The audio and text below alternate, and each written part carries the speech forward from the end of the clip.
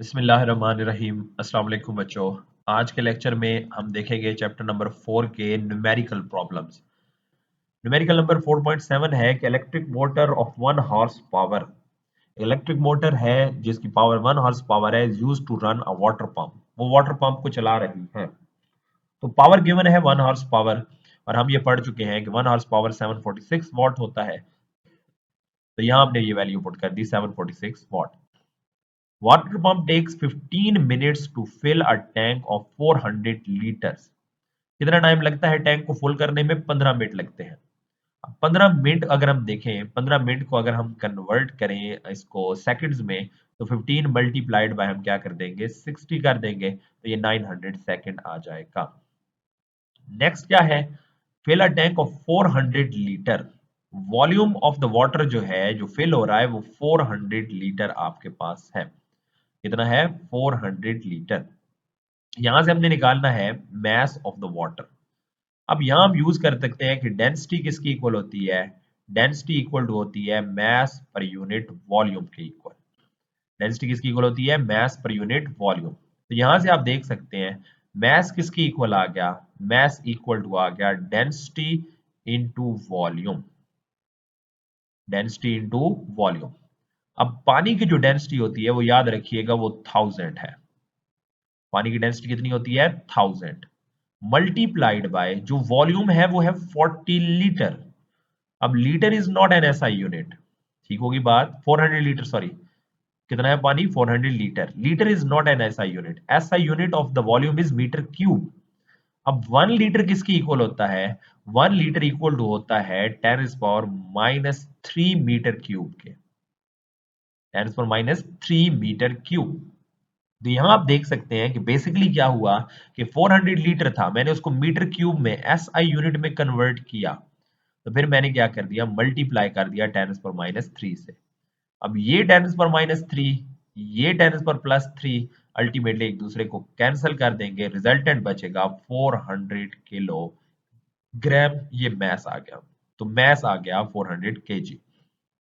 Next, take a height of 10 metre. उसको 10 metre height तक पहुंचाना है। बात सिंपल है। एक आपके पास पावर हाउस है, एक मोटर है, जो कि क्या करती है? 15 मिनट के अंदर एक टैंक को फिल करती है, जिसके अंदर पानी आ सकता है 400 लीटर। और टैंक कितनी हाइट पर पड़ा हुआ है? 10 मीटर हाइट पर पड़ा हुआ है।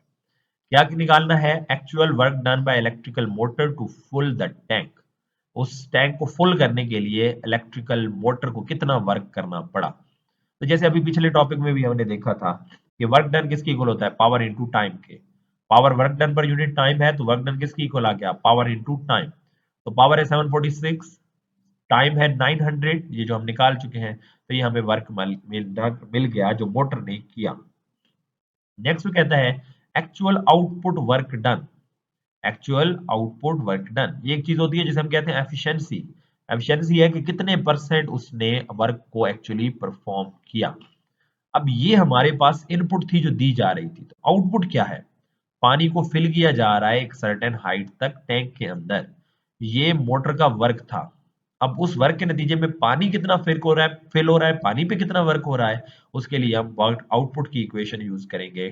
W is equal to mgh। Mass है जी 400, जी है 9.8, टाइम है, सॉरी हाइट है 10। तो यहां से ये हमें आउटपुट वर्क मिल चुका है। ये इनपुट वर्क है जो मोटर ने किया, ये आउटपुट है जो एक्चुअली पानी को मिल रहा है। तो हम एफिशिएंसी निकालते हैं, क्योंकि हमें कहा गया एक्चुअली कितना वर्क हुआ, कितने परसेंट वर्क हुआ। तो यहां हम लिखेंगे work output over work input multiplied by 100। ये एफिशिएंसी का फार्मूला है, ये आप याद कर लें। एफिशिएंसी होती है ratio of output work over input work multiplied by 100। ये हो गया 3920 आउटपुट डिवाइडेड बाय इनपुट जो हमने निकाला वो पुट किया, मल्टीप्लाइड बाय 100। तो सिर्फ आपका 5% अप्रोक्सीमेटली 6% वर्क हुआ है, बाकी आपकी पावर लॉस हुई है। न्यूमेरिकल नंबर 8 है जी, a passenger just arrived at the airport and dragging his suitcase to luggage checks in desk. एक पर्सन है जी, वो अपने सूटकेस को जो है वो एयरपोर्ट के ऊपर आया और अपने सूटकेस को पुल करता हुआ जो जहां पर आपके पास लगेज चेक्स है वहां तक डेस्क तक पहुंच रहा है। He pull the strap with the force of 200 newton. Strap को पुल कर रहा है 200 न्यूटन फोर्स के साथ। कौन से एंगल पर फोर्स लग रही है? 45 डिग्री पर। डिस्प्लेस ऑफ कितना हो रहा है, 15 मीटर तक फासला उसने कवर किया। तो फोर्स बता दी, एंगल बता दिया, डिस्प्लेसमेंट बता दिया। वो कहते हैं calculate the work done by him on the suitcase. Work done बताना है तो W is equal to F D cos theta. Simple बेटा वैल्यूज पुट करेंगे, एफ की वैल्यू, डी की वैल्यू गिवन है कॉस 45, आपको वर्क मिलेगा जाउल में, इसको किलो जाउल में भी लिख सकते हैं बाय डिवाइडिंग इट विद 1000। तो नेक्स्ट हमारे पास न्यूमेरिकल है 4.9, और इस न्यूमेरिकल को अगर आप देखें तो यहाँ है कि 1200 kilogram car, mass of the car बता दिया गया 1200 kilogram, running at speed of 40 kilometre per hour. तो 40 किलोमीटर पर आवर स्पीड है, इसको एसआई यूनिट मीटर पर सेकंड में कन्वर्ट करेंगे तो 40 किलो की जगह आ जाएगा 1000, एंड 1 आवर की जगह 3600 सेकंड्स, तो ये आ जाएगा 11.11 किलो 11 मीटर पर second. How much power will be expended by the it to accelerate at 2 metre पर सेकेंड। तो एक्सेलरेशन भी चाहिए 2 मीटर पर सेकेंड स्केयर से एक्सेलरेट करने के लिए। तो how much power will it expanded, power कितनी कंज्यूम करेगी। तो हम सबसे पहले यहाँ पर फोर्स निकालते हैं according to the equation F is equal to m में मास हमें गिवन है 1200 और एक्सेलरेशन गिवन है 2, तो 2400 फोर्स लग रही है। पावर कैलकुलेट करते हैं जी, पावर का फार्मूला हमने पढ़ा हुआ है P is equal to F V multiply है, यहाँ डॉट भी कह सकते हैं क्योंकि दोनों पैरेलल हैं, तो आपके पास वो क्या बन जाएगा F V cos zero one, तो ये सिंपल आ जाएगा P is equal to F V. तो एफ की वैल्यू है 2400, वेलोसिटी आपके पास है 11.11, तो यहाँ मल्टीप्लाई करेंगे तो ये पावर आपको मिल जाएगी। इसी को अगर पावर को हम किलोवाट में कन्वर्ट करें तो क्या करेंगे कि इस डेसिमल को जो यहाँ पर है इसको मूव करा के यहाँ ले आएंगे, ये बन जाएगा 26.666 किलो वाट, तो ये 26.7 किलो वाट भी कह सकते हैं। न्यूमेरिकल है जी हमारे पास 4.10, a 200 gram apple is lifted to 10 metre height and then dropped. Apple है जी, उसको हमने मूव कराया, उसका मास है 200 ग्राम, जिसको केजी में कन्वर्ट करने के लिए 1000 से डिवाइड किया, किस हाइट तक लेकर गए 10 मीटर तक, और वहां से हमने उसको ड्रॉप कर दिया। नेक्स्ट वो आपके पास कहता है what is the velocity when it hits the ground. इसकी वेलोसिटी क्या होगी जब ये जमीन को टकराएगा। Assume 75% of work is done in lifting the apple is transferred into kinetic energy। इसकी वेलोसिटी क्या होगी जो जमीन को टकराएगा, लेकिन सिर्फ 75% ऑफ काइनेटिक एनर्जी जो है वो 75% ऑफ जो वर्क है वो काइनेटिक एनर्जी में कन्वर्ट हुआ जब हम उसको लिफ्ट कर रहे थे। तो kinetic energy 75% of work done है। पहले तो अब उसको लिफ्ट करने के लिए जो वर्क हमने परफॉर्म किया वो वर्क कैलकुलेट करते हैं, और वर्क की इक्वेशन है W is equal to M G H. तो m की जगह 0.2, g 9.8, हाइट है 10, तो ये वर्क आ गया 19.6 जूल। क्योंकि 75% of work is converted into kinetic energy, तो यहाँ हम सिंपली लिख देंगे kinetic energy is equal to 75% of W।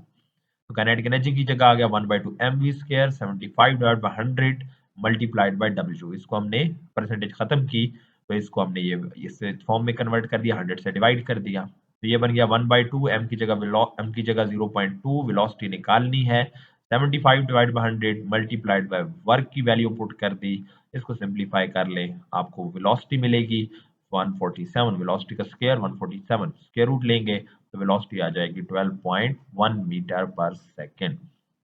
ये हो गए हमारे न्यूमेरिकल कंप्लीट।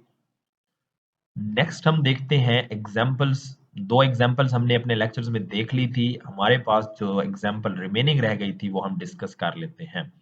ये बुक के ही पेजेस आपको नजर आ रहे होंगे। एग्जाम्पल 4.3 है क्या car weighing 18,620 newton is running with speed of 16 metre पर सेकेंड। तो हमें वेलोसिटी बता दी कितनी है 16 मीटर पर सेकेंड, वेट बता दिया कितना है, brakes are applied and brought to rest, brake लगाई और रेस्ट पे आ चुकी है, और कितना डिस्टेंस कवर किया 80 मीटर डिस्टेंस कवर किया, जो डिस्टेंस कवर्ड है वो 80 मीटर है। Determine the average force of friction acting on the it, आपने average frictional force find out करनी है। अब आप जानते हैं कि जो बेसिकली जब वो गाड़ी चल रही थी तो बेसिकली उसके पास काइनेटिक एनर्जी थी, और वो काइनेटिक एनर्जी यूज हो रही थी वर्क डन अगेंस्ट फ्रिक्शन के अंदर। तो यहाँ हम कह सकते हैं कि kinetic energy is equal to F D. Work done जो आपके पास है वो फ्रिक्शन ने परफॉर्म किया, तो काइनेटिक एनर्जी लॉस हो गई है in doing work against friction. तो दोनों की मैग्नीट्यूड बराबर होगी, जितनी काइनेटिक एनर्जी थी उतना ही फ्रिक्शन के अगेंस्ट वर्क कर पाई। तो काइनेटिक एनर्जी है 1/2 mv², फ्रिक्शन है एफ डी के equal, work done by friction है एफ डी के इक्वल। अब यहाँ प्रॉब्लम है कि हमें मैस नहीं गिवन, हाँ वेट तो गिवन है, और वेट के बारे में हम जानते हैं डब्ल्यू इक्वल टू होता है एम जी, वेट किसके इक्वल होता है एम जी, तो मैस आ गया वेट ओवर जी। तो वेट की वैल्यू पुट की, जी की वैल्यू पुट की, तो मैस मिल गया। अब ये जो आपको मैस मिल रहा है ये आप इस इक्वेशन में पुट करें, 1/2 मैस आया 1900, उसके बाद वेलोसिटी है 16 whole square, frictional force calculate करनी है, जितना डिस्टेंस कवर्ड है वो गिवन है 80, तो इसको सॉल्व करें तो फ्रिक्शनल फोर्स आ जाएगी 3040 न्यूटन की फॉर्म में। ये एग्जांपल है, शॉर्ट एग्जांपल है, और शॉर्ट न्यूमेरिकल जैसे मैंने पहले भी आपको बताया बोर्ड के पेपर में इंपॉर्टेंट होते हैं। नेक्स्ट एग्जांपल 4.4 देखते हैं, थोड़ा समझने वाली है, डायग्राम वाली है। अब मोटरसाइकिल राइडर वेइंग 60 किलोग्राम, एक मोटरसाइकिल राइडर है, उसका वेट आपको बता दिया है कितना है, 60 किलोग्राम है। इस कॉस्टिंग डाउन अ 24 डिग्री स्लोप, जो मोटरसाइकिल है वो 24 डिग्री की स्लोप से नीचे आ रहा है। Weight of the motorcycle is 30 kilogram, जो मोटरसाइकिल का वेट है वो 30 किलोग्राम है। If the kinetic frictional force is 100 Newton, अब वो नीचे आ रहा है, टॉप पर मौजूद है, पहला पॉइंट देखेंगे at the top of the slope वो मौजूद है, यहां पर टॉप पर। The speed of the motorcycle is 3.2 metre पर सेकेंड, यहाँ उसकी जो स्पीड है, इनिशियल स्पीड कह सकते हैं, वो 3.2 मीटर पर सेकेंड है। Kinetic if the kinetic frictional forces, जिस जो फ्रिक्शन इसके दरमियान है उस टायर और उसकी सरफेस के दरमियान में, इंक्लाइंड सरफेस की, वो 100 न्यूटन है। What will be the speed of the motorcycle 72 meter down hill, जब वो नीचे आता है और 72 मीटर का फासला कवर करता है, तो बताएं तब उसकी वेलोसिटी क्या होगी। अब यहाँ सबसे पहली चीज हम ये देखते हैं कि देखिए ये अगर यहाँ मौजूद है तो इस वक्त इस पर लगने वाली दो फोर्सेस है, एक वेट की फोर्स है एम जी के इक्वल, एक वेट की फोर्स लग रही है एम जी, और एक हर बॉडी पर एक फोर्स लग रही थी जिसे हम बैलेंसिंग फोर्स कहते हैं, जो इंक्लाइंड फोर्स है वो यूं उस सरफेस के परपेंडिकुलर लग रही होती है। तो इस वक्त मोटरसाइकिल पर दो फोर्सेस लग रही हैं, एक वेट की फोर्स जो डाउनवर्ड है और एक उसके परपेंडिकुलर फोर्स जो नॉर्मल फोर्स है। तो यहां देखें ये नॉर्मल फोर्स एफ एन और ये वेट एम जी जो कि डाउनवर्ड एक्ट कर रहा है। अब यहाँ एक चीज देखें कि वो आगे जा रहा है, ये दो फोर्सेस तो ये आपको समझ आ गई, फिर वो मोटरसाइकिलिस्ट आगे जा रहा है, तो एक उसकी फोर्स है जो उसको आगे लेके जा रही है, तो एक फ्रिक्शनल फोर्स है जो पीछे की तरफ भी अमल कर रही है। तो इसका मतलब यहाँ इस पर normal force upward, weight downward और फ्रिक्शनल फोर्स इस तरफ अमल कर रही है। अब यहाँ हमने सबसे पहली चीज देखनी है वो रिजल्टेंट फोर्स, कौन सी फोर्स, वो रिजल्टेंट फोर्स जो इसे नीचे ला रही है। तो यहाँ मैं क्या करता हूँ, ये एफ एन तो एज इट इज रहा, फिर मैंने क्या किया, इस एफ एन वाली लाइन को थोड़ा आगे की तरफ एक्सटेंड किया, एफ एन वाली लाइन को यूं एक्सटेंड किया, इसी के पैरेलल लाइन जहां ड्रा की, ये एंगल 24, तो ये एंगल भी याद रखें कितना होगा, 24 ही होगा।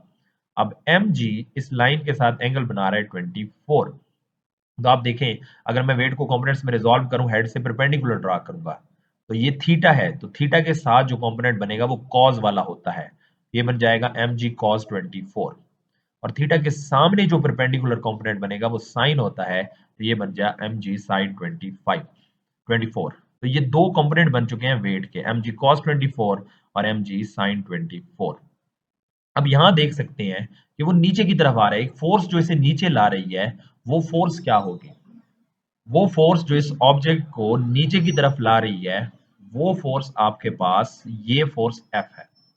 जो फोर्स नीचे ला रही है उसकी डायरेक्शन तो इस तरफ है, ठीक है, तो यहां से आप देख सकते हैं कि एम जी साइन 24 इसी तरफ अमल कर रही है, तो एम जी साइन 24 वो फोर्स है जो उस मोटरसाइकिल को नीचे ला रही है।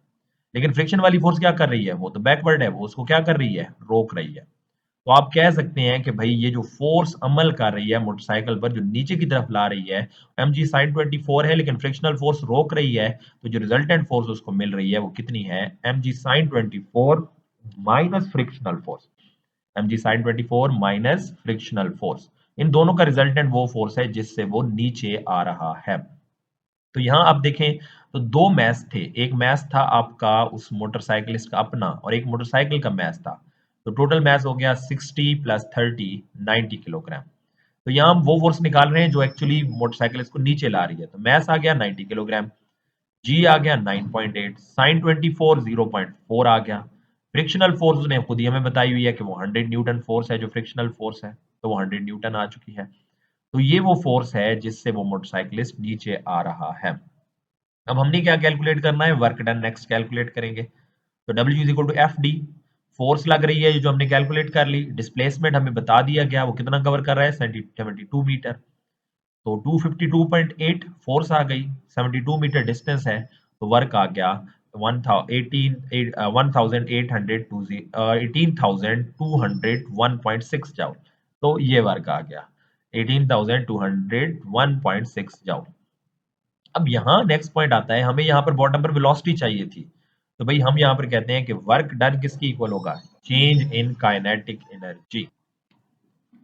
सो वर्क डन जो होगा वो equal to change in kinetic energy.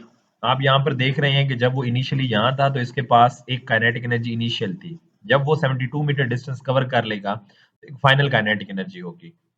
तो work done is equal to kinetic energy final minus kinetic energy initial. अब हमें इनिशियल वेलोसिटी मालूम थी तो समझे इनिशियल काइनेटिक एनर्जी तो मालूम है, बट फाइनल हमें निकालनी है। तो kinetic energy final is equal to, ये उधर चला जाएगा, W plus kinetic energy initial.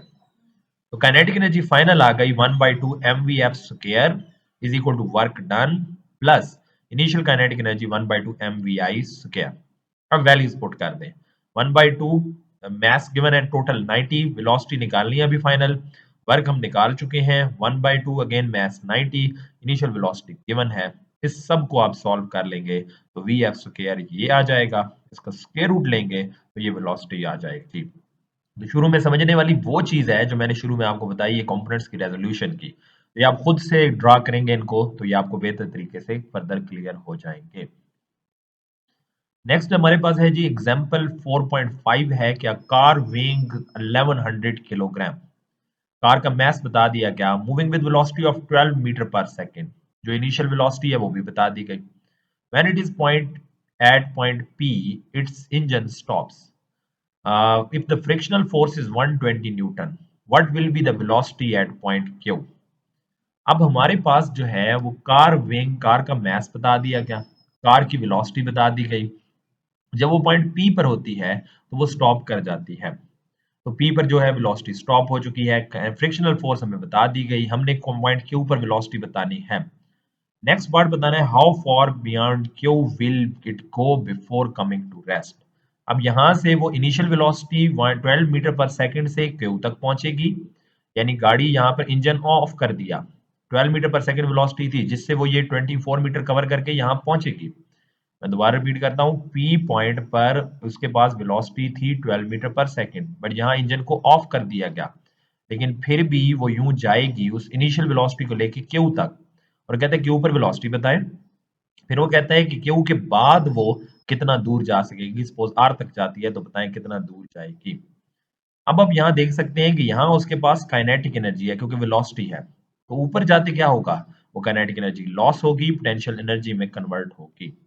तो loss of kinetic energy is equal to gain in kinetic energy, but ये सरफेस फ्रिक्शनलेस नहीं है, यहाँ फ्रिक्शन मौजूद है, तो वर्क डन अगेंस्ट फ्रिक्शन भी होगा। तो लॉस इन काइनेटिक एनर्जी को हम यूं देखते हैं कि अगर यहाँ इनिशियल वेलोसिटी आपके पास वी आई है, यहाँ पहुंचकर फाइनल वेलोसिटी वी एफ हो चुकी है, तो लॉस इन काइनेटिक एनर्जी होगा 1/2 m, और चेंज इन वेलोसिटी का स्क्वायर जो है v1 square minus V F square, जो कि वी एफ हमें मालूम नहीं है वही हमने निकालनी है, plus work done against friction. तो अब ये आपके पास जो आपके पास sorry gain in kinetic energy क्या होगा, जितना weight into height, M G H M G H, यहाँ बेसिकली डब्ल्यू की जगह आप लिख सकते हैं ये होगा M G H. Work done against friction, frictional force, और डिस्टेंस कितना कवर है वो हमें 24 मीटर पी से Q तक कवर है, फ्रिक्शनल फोर्स ने खुद बताई हुई है, तो सारा डाटा इसका मतलब गिवन है। 1/2 मैस 1100 kg, इनिशियल वेलोसिटी जो थी वो हमारे पास 12 थी, तो 12 का स्क्वायर बन गया 144, फाइनल वेलोसिटी निकालनी है। mgh मैस 1100, g 9.8, h है 1.5 गिवन है, ये गिवन आपको हाइट में नजर आ रहा होगा, प्लस 120 फ्रिक्शनल फोर्स है, 24 मीटर डिस्टेंस कवर करती है, इसको सॉल्व करते जाएं। ये वाला डाटा सॉल्व होके आपके पास जो है वी एफ स्क्वायर की वैल्यू दे देगा। मैथमेटिकल स्टेप्स आपने खुद करने हैं, इनको जमा करेंगे, इनको मल्टीप्लाई करके फिर इधर जाके ये वाला पहले जाके डिवाइड होगा, ये फैक्टर इन सब को सॉल्व करेंगे, ये फैक्टर इधर जाके क्या होगा डिवाइड होगा, जो आंसर आएगा उसमें से ये 144 जाके माइनस हो जाएगा। तो इस तरीके से सिंप्लीफाई कर लेंगे। मैथमेटिकल स्टेप्स आगे आपने खुद करने हैं। वेलोसिटी का स्क्वायर है, जो आंसर आएगा उसका स्क्वायर रूट लेंगे तो वेलोसिटी मिल जाएगी। नेक्स्ट वो कहता है क्यू से वो कितनी दूर जाता है आर तक, वो आपने फासला भी निकालना है। Now if the car stops at point R then using the formula, यहाँ भी उसके पास वेलोसिटी तो है ना वी एफ, तो कुछ ना कुछ काइनेटिक एनर्जी तो होगी, जो कि यहाँ तक जाते उसने लॉस कर दी अगेंस्ट दी फ्रिक्शन। तो again loss in kinetic energy is equal to work done against friction. 1/2 mass given 1100, velocity आप निकाल चुके हैं 109.4, फ्रिक्शनल फोर्स 120। यहाँ से आप इन सब को सॉल्व करेंगे तो आपको डिस्टेंस मिल जाएगी। और लास्ट एग्जांपल हमारे पास जो है, can object of math 3 kg fall from a height of 15 metre. ये एक ऑब्जेक्ट है, इसको हम 15 मीटर हाइट से फॉल करा रहे हैं। If it strikes the ground with a velocity of 16 metre पर सेकंड, जमीन को टकराता है 16 मीटर पर सेकंड के साथ, तो एवरेज फ्रिक्शनल फोर्स कैलकुलेट करें। तो यहाँ ये है तो पोटेंशियल एनर्जी है, तो लॉस ऑफ पोटेंशियल एनर्जी हो रही है। यहाँ पहुंचेगा काइनेटिक एनर्जी में गेन होगा, बट साथ वर्क डन अगेंस्ट फ्रिक्शन भी है। तो loss in potential energy mgh, gain in kinetic energy 1/2 mv square, work done against friction fh। mass given 3 g 9.8, height हमें बता दी 15 मीटर पुट कर दी, 1/2 mass 3 kg, velocity 16, frictional force calculate करनी है, height again 15। तो अब यहाँ पर इन सबको मल्टीप्लाई करें, ये रिजल्ट आएगा, इनको मल्टीप्लाई करें, ये रिजल्ट आ जाएगा, ये उधर जाके हो जाएगा माइनस, 15 से जाके डिवाइड, तो आपको फ्रिक्शनल फोर्स मिल जाएगी। तो ये है बच्चों आपकी एग्जाम्पल्स। यहाँ तक हम अपने लेक्चर को वाइंड अप करते हैं। उम्मीद है सारी चीज़ें आपको समझ आ चुकी होंगी। आपने कोशिश करनी है कि जितना भी आज के लेक्चर में हमने डिस्कस किया है इसको समझेंगे, इसको अपनी रजिस्टर के ऊपर, अपने रजिस्टर के ऊपर खुद से सॉल्व करेंगे, ताकि बेहतर तरीके से ये चीज़ें आपको समझ आ जाए। बेटा आज के लेक्चर वाइंड अप करते हैं। अल्लाह हाफिज़।